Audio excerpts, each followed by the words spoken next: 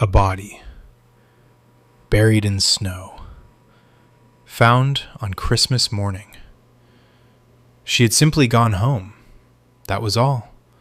A 25-year-old woman stepping through her own front door after a Friday night out with her work colleagues. No argument, no sign of trouble, no reason in the world for what happened next. And yet, she never made it to Saturday morning. What unfolded inside that ground floor flat in Bristol over the following hours would shake an entire nation, send police after the wrong man, destroy an innocent person's reputation, and expose a killer who had been hiding in plain sight from the very first day. This is the true story of Joanna Yeates, and the closer you look at it, the more disturbing it becomes. Joanna Claire Yeates was born on April 19, 1985 in Ampfield, a small village in Hampshire, England. She grew up surrounded by nature, and that early connection to the outdoors never left her. She attended Embley Park School and then Peter Simons College before earning her undergraduate degree in landscape architecture from Riddle College. She didn't stop there.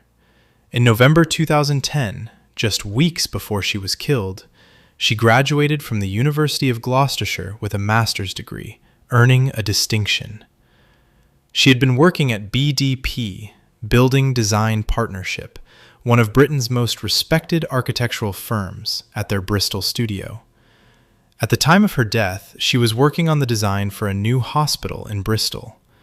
Her colleagues described her as talented, dedicated, and genuinely kind. In December 2008, Joanna met Greg Reardon at BDP, an architect who, like her, had recently graduated. The two began dating, and by mid-2010, when BDP relocated to Bristol, they moved into a ground-floor flat together at 44 Canninge Road in Clifton. By the end of 2010, they were talking seriously about marriage. Christmas, incidentally, was Joanna's favorite time of year, which makes what happened next all the more devastating. On Friday, December 17, 2010, Greg Reardon left Bristol to visit family in Sheffield for the weekend. Joanna would be alone in the flat. Something she had mentioned to her colleagues made her uneasy. She had never quite settled into the apartment. Her co-workers organized post-work drinks at the Bristol Ram pub on Park Street. Joanna joined them. By all accounts, it was a normal, enjoyable evening. At around 8 p.m., she said goodbye and began the walk home. CCTV cameras tracked her route. At approximately 8:40 p.m., she walked into a Tesco store and purchased a frozen pizza. Minutes later, she stopped at Bargain Booze and picked up 2 bottles of cider. She was then seen walking in the direction of Canninge Road, shopping in hand, heading home. Greg texted her that evening to say he had arrived safely. She never replied. By Saturday morning, the silence was noticeable. By Sunday, it was impossible to ignore. Greg kept texting, kept calling. Nothing. He drove back to Bristol that evening and arrived at the flat.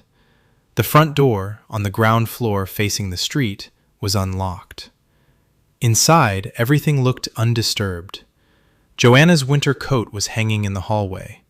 Her keys were in the pocket. So was her phone. Greg called her number and heard it ring, from inside her own coat. He found the 2 bottles of cider in the kitchen. One had been opened. The pizza she had bought was nowhere in the flat, not on the counter, not in the bin. The packaging had vanished entirely. Greg called Joanna's parents, David and Teresa Yeates. They hadn't heard from her either. He called the police. Officers arrived at 44 Canninge Road late on Sunday evening alongside Joanna's parents. From the outset, the picture concerned them. No forced entry on the door, no signs of a struggle inside. A young woman's phone, keys, and coat left behind. To detectives, this did not look like a voluntary disappearance. Joanna's mother spotted something on the kitchen counter, the Tesco receipt. It placed Joanna alive and well at 8:40 p.m. on Friday. That became the anchor point of the entire investigation. The missing pizza became an early focus. The packaging was not in any bin in the flat. It had not been taken out.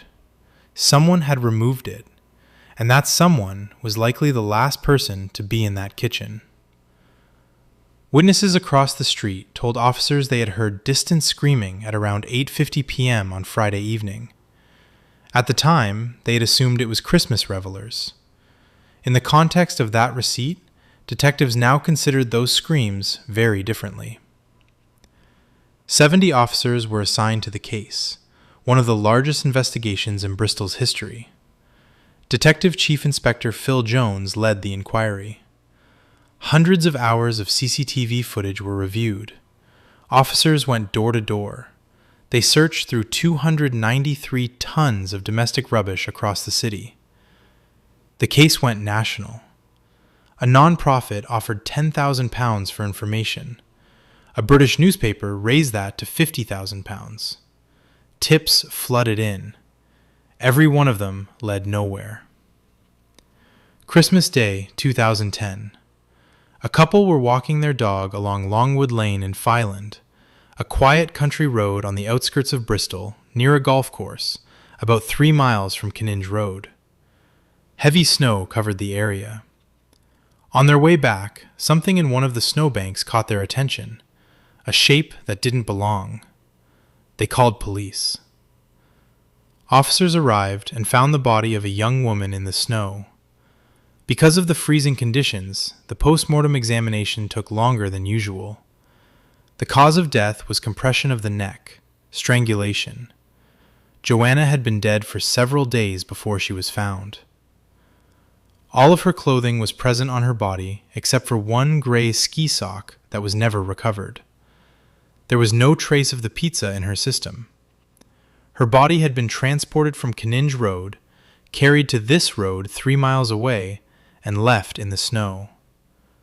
Whoever did this had time, a vehicle, and a plan.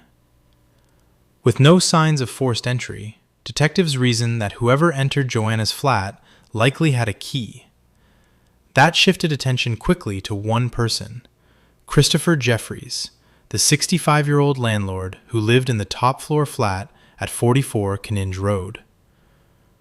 Christopher was a retired English literature teacher who had taught at the prestigious Clifton College for 34 years, from 1967 to 2001. He owned and occupied the top-floor flat and held keys to all units in the building.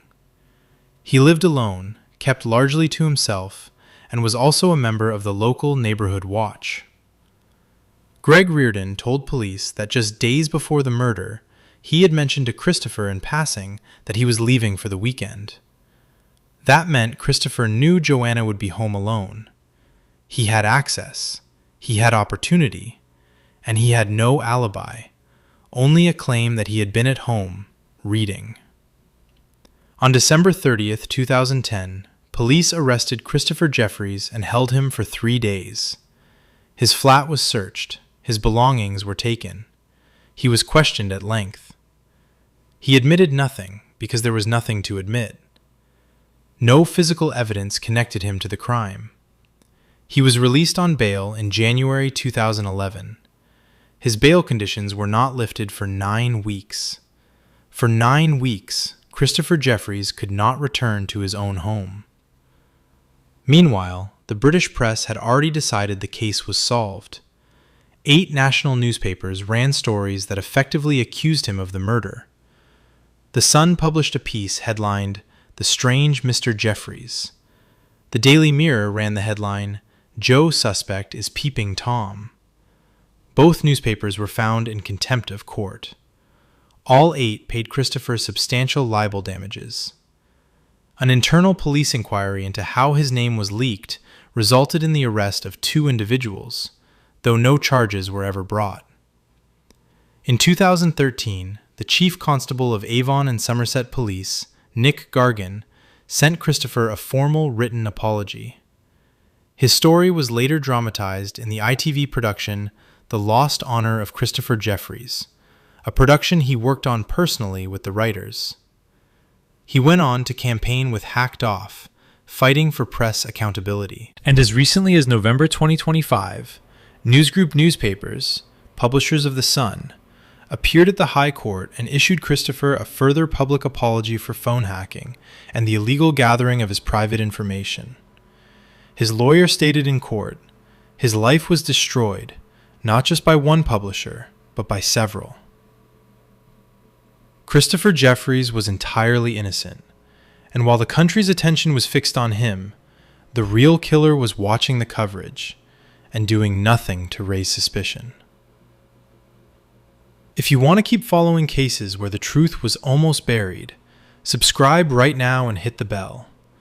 Every week we go deeper than the headlines on cases that changed how the world looked at justice. While Christopher Jeffries was being tried in the court of public opinion, investigators had also been looking at someone else.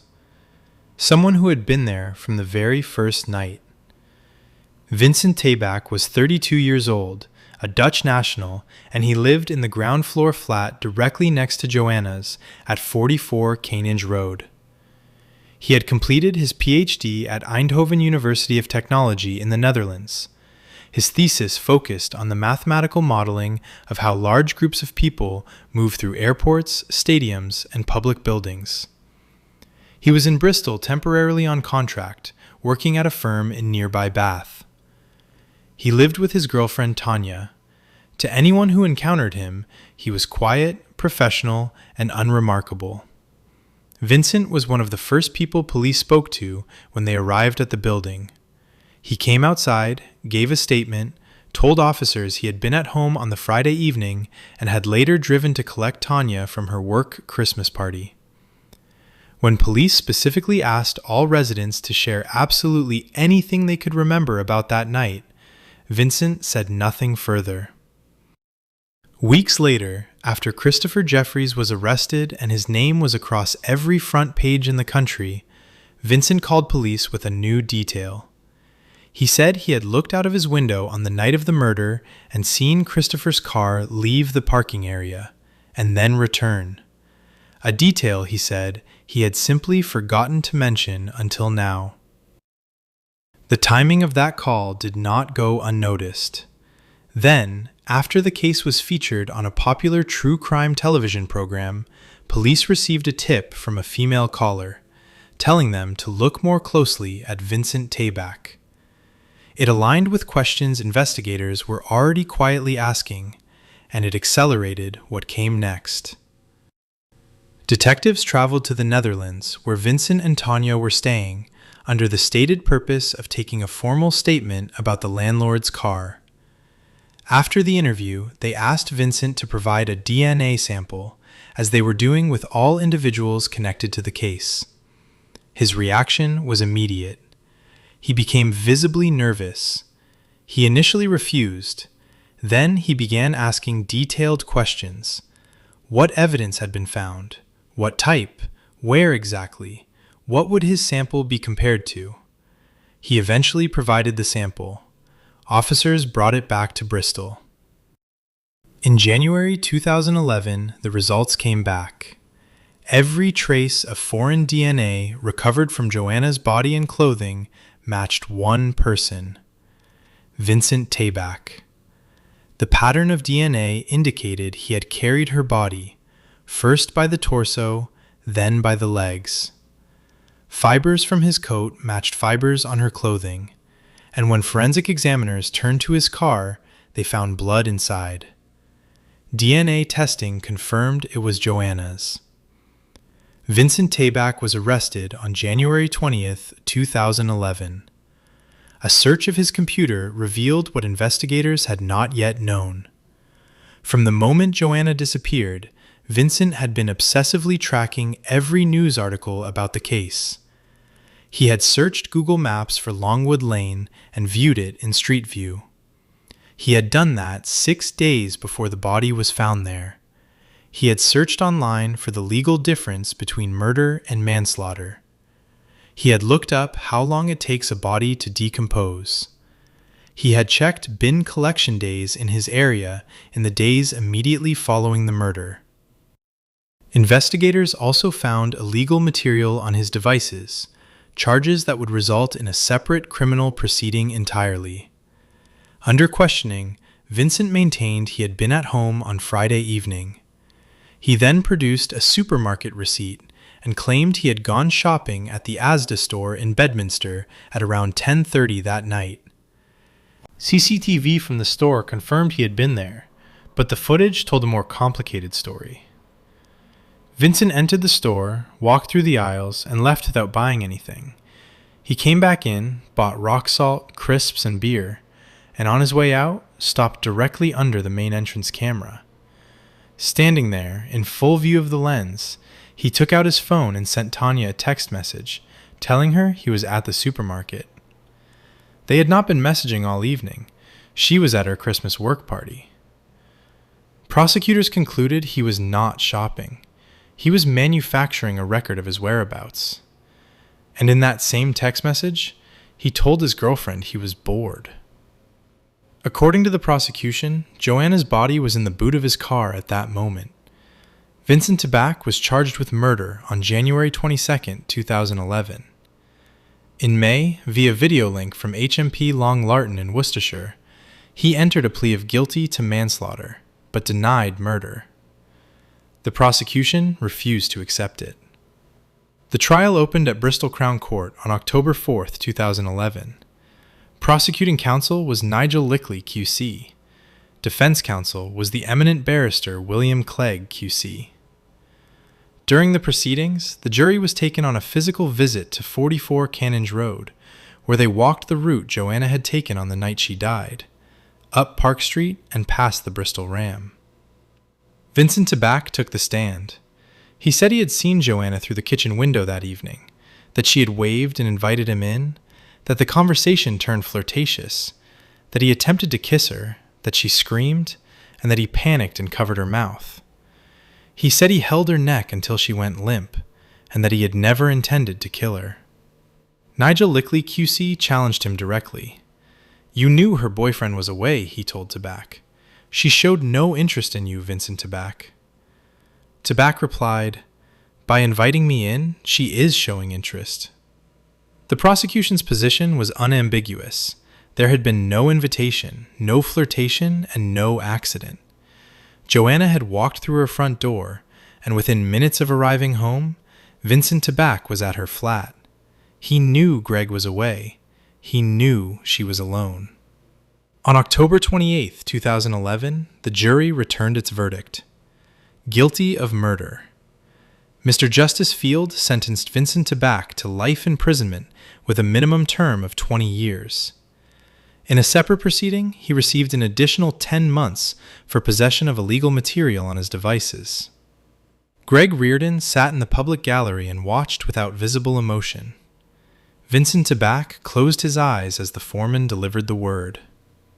Cases like this prove that evidence, not public pressure, not media coverage, is what delivers justice. If that kind of deep, fact-driven storytelling is what you're here for, subscribe now. You won't want to miss what we cover next. Vincent Tabak spent the first years of his sentence at HMP Wakefield, one of Britain's highest security prisons. In April 2022, he was transferred to HMP Winchester, reportedly after a secret attempt to serve his sentence in the Netherlands was blocked. His minimum 20-year term means he cannot be considered for parole before 2031, and given the nature of the case, release is far from guaranteed. Christopher Jeffries rebuilt his life, slowly and on his own terms. He received libel damages from 8 national newspapers, a formal apology from Avon and Somerset police, and gave evidence at the Leveson inquiry. His story was told in the ITV drama The Lost Honor of Christopher Jeffries. He campaigned with Hacked Off for press accountability, and as recently as November 2025, Newsgroup newspapers issued him a further public apology at the High Court. His lawyer said in court that his life was destroyed, not just by one publisher, but by several. Greg Reardon has remained largely private since the trial. He set up a donation page in Joanna's memory for the charity Missing Persons.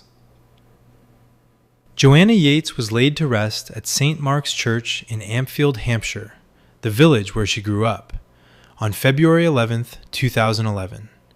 She was 25 years old. The University of Gloucestershire now awards the Landscape Design Prize annually in her memory. The hospital in Bristol she had been helping to design was completed without her. This case exposed two failures at once: a killer who lived 12 inches through a shared wall, unseen, unsuspected, attending the vigils for his own victim, and a media and police system that nearly destroyed a completely innocent man in the rush to be seen to be acting. What ultimately broke the case was not public pressure or front-page headlines. It was DNA. It was forensic science. It was a Google Maps search made 6 days too early. Evidence does not lie, and in the end, it did not need to shout.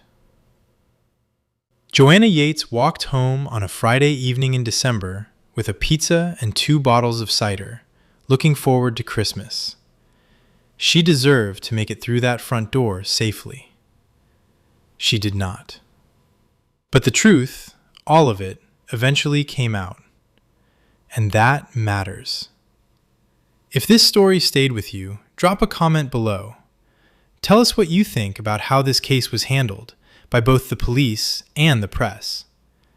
And if you want more cases like this one, subscribe and hit the bell right now. We cover true crime every week, going deeper than any headline ever will. We will see you in the next one.